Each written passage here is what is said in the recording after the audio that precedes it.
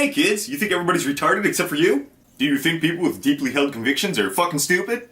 Well, I've got just the thing for you. Radical centrism. Jokes aside, there seems to be a resurgence of radical centrism lately, and I've noticed a lot of pushback from, well, just about everybody who doesn't identify with centrism. And the term itself, radical centrism, seems like an oxymoron at first glance, as centrism is usually associated with moderates and trying to move radicals back towards a reasonable center. So radical centrism sounds as though it would negate itself, if taken at face value. So I should define what it is, and more importantly, what it is not. I've heard people from both sides of the aisle criticize radical centrism, or centrism in general, by attacking blatant strawmen. I've even heard Kyle Kalinske describe it as a mealy-mouthed non-position, and others claim that it's a vacuous fence-sitting middle ground for those afraid of being too progressive or too conservative.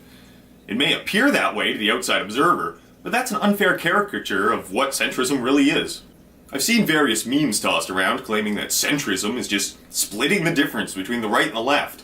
For example, one side wants to continue slavery, the other side wishes to abolish slavery, so the centrist suggests a moderate amount of slavery. That is not at all what centrism entails. Any reasonable person knows that mixing ice cream with dog shit doesn't make it better.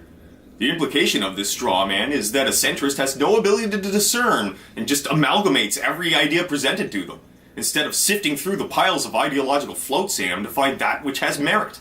A centrist can have convictions, strong convictions even, just as strong as anybody else. But what those convictions are is hard to predict. Typically, someone who identifies on the left will choose a set of beliefs that are considered part of the leftist basket, and vice versa for the right. That's because a lot of people prefer to have their opinions spoon-fed to them from talking heads, or from books about political discourse, instead of putting any real thought into it themselves. Although centrists are typically moderates, that isn't always the case, as with radical centrism.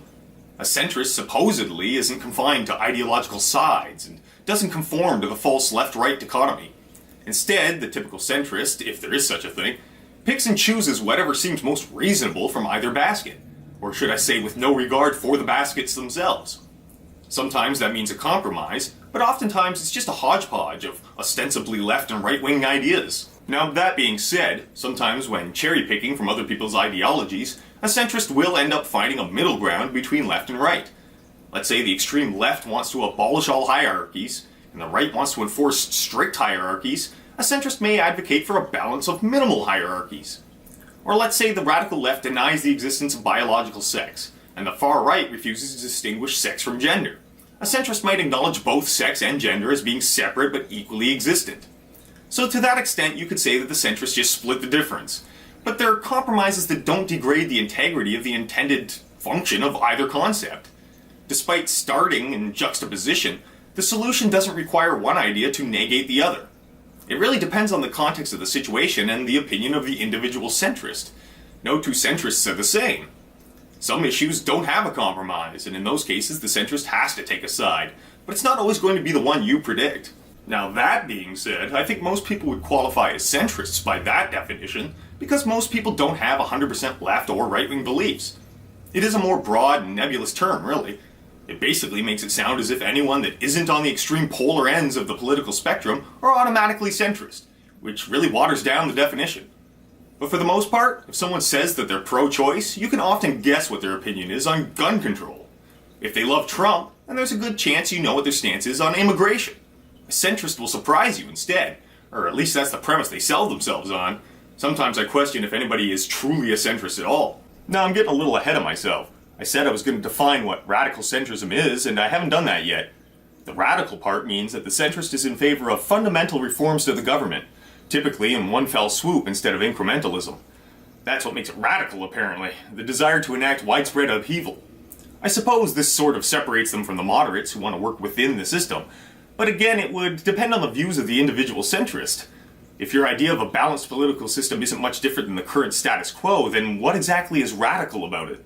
Now, the centrism part of radical centrist means that the person in question has a mixed belief system that they can claim is based purely in pragmatic considerations and realistic solutions, not political affiliations, emotions, or idealism. Each issue is examined individually and assessed on its own merit. Now, that part I take umbrage with, because to claim that only a centrist is making logical, pragmatic choices is delusional self-aggrandizement. Everyone thinks that their position is pragmatic, Otherwise they wouldn't espouse it. I've never heard anyone say, I believe such and such, but I acknowledge that it's idealistic nonsense and has no practical application in reality. Obviously, even extremists on both ends of the spectrum believe their position is pragmatic and well thought out. Nobody is expressing positions they themselves would acknowledge are without merit, even if the rest of us think it's blatantly obvious. So centrists may believe that this is in their wheelhouse, but they're really no closer to knowing what's right than anybody else. In fact, you could make the case that the watered-down bullshit society we have now is a result of attempts at centrism. The Democratic Party in America may be socially left, but it isn't that much different on economic stance than the neocons. We see this in the fact that policies that the majority of the populace supports are not being enacted, and aren't even being proposed, really. There are so many issues that everyone seems to agree on the solutions to that never get any closer to being solved. Although I would be considered a leftist by most metrics, I personally like the idea of centrism because, as history seems to show, you can't have a nation that's completely individualistic or completely collectivist. Either one nets negative results. The best we've ever done is finding the balance between the rights of the individual and the responsibility to the collective. Human beings have a tendency to reduce things to simple black and white dichotomies, when reality is painted in convoluted shades of gray. One thing the Buddhists got right was the necessity of the balance, the importance of the middle path. And then there's also the pragmatic consideration of sharing a nation with people who disagree. Should they simply be ignored? If you enact policies that blatantly disenfranchise half the nation, you can't expect them to just eat shit and grin about it. You may not agree, but if you don't extend any olive branches, you're eventually going to have to go to war with these people, ideologically or otherwise. That's not to say that one should capitulate or acquiesce. Again, centrism isn't meant to be about meeting in the middle, but rather sniffing out the best of every ideology. So there's always some potential for a reasonable and amicable bipartisan solution as a byproduct of that. People like to bash on centrists, though, because, well, they don't see eye to eye with extremists on every little issue, and that seems to piss people off.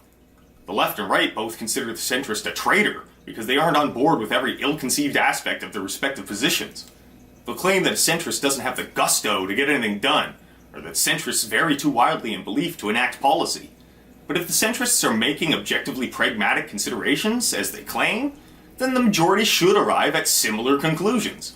What the far righties and lefties really hate is that the centrist often pulls society away from their base, or better yet, away from the false left-right dichotomy, and in doing so, often nullifies what the radical extremists are pushing for. Many assume without any doubt that their ideology is infallible and the opposition is pure evil. But the opposition has the same unjustified righteousness in their positions. Centrists aren't excluded either. Just because you think you're some objective observer doesn't mean you don't have your own biases and political leanings. You can't all be right, but you could all be wrong. You live in a society with competing ideologies, none of which can claim are inherently correct because there's always more than one way to skin a cat. So no matter what position you take, someone is going to get pissed off about it. And apparently, if you don't agree 100% with everyone's most extreme positions, you're a fucking idiot. Welcome to the internet.